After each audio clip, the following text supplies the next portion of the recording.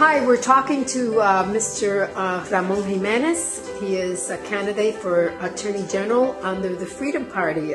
Good evening, Mr. Jimenez. Good evening. How are you? I'm doing well, Maria. Yes.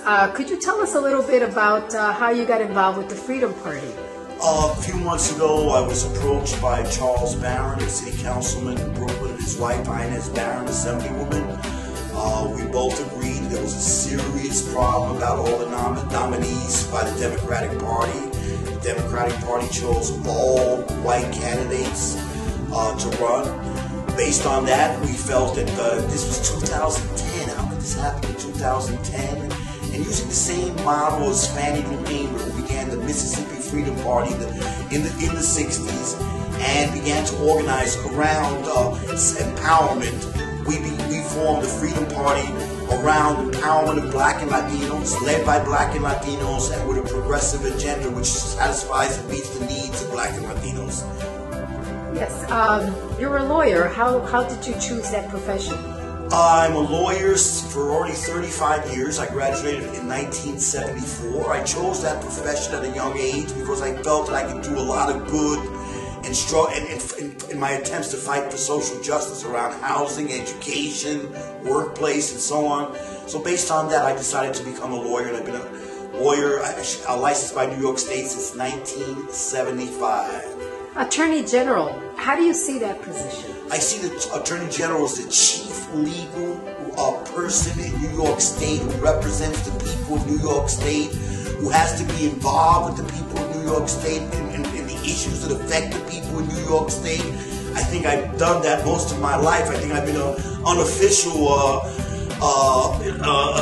attorney in terms of representing Attorney General in the South Bronx in many areas that I've worked, and I think it's a very, very important position. I even think it's more important than the governor's position. So what kinds of what areas have you represented the people, as you say? I've represented coalitions trying to stop hospital closings and school closings. Sometimes we've been successful, sometimes not. I've represented a lot of workers involved in the area of discrimination. I represented Black and Latino workers, the iron workers.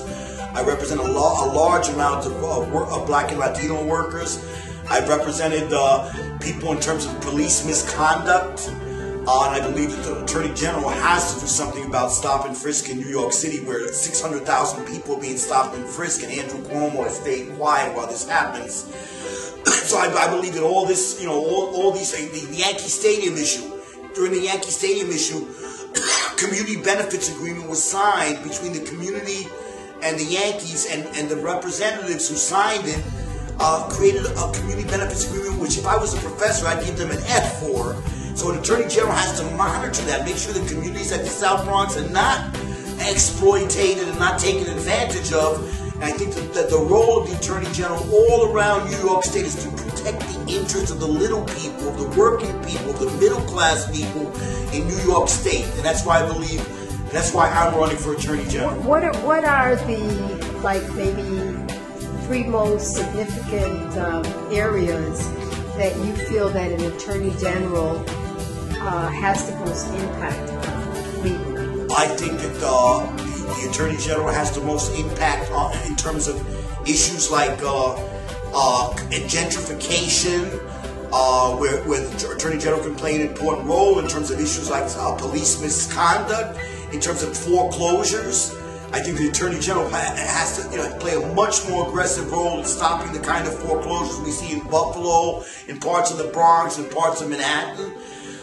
Those are some of the issues that I think an Attorney General has to take on. The Yankee Stadium issue, the issue of runaway shops like we had Stella Doro in the Bronx, running away after getting tax subsidies and getting tax money and then using the tax money, then closing and leaving 200 people without jobs. In your own career, how do you see a connection between what you have done yourself as a lawyer and transitioning yourself into Attorney General? Well, I've sued a lot of governors and mayors. I've been involved in trying to stop hospital closings, school closings. I've been involved in the issue of health care. I've been involved in just about every issue that affects the lives of Black and Latino and poor and working and middle class white people. And why should New York State voters vote for you to be Attorney General? I am an outsider. I'm the type of person that can look at the legislature and go after people who are being corrupt, who's stealing money from the taxpayers. I mean.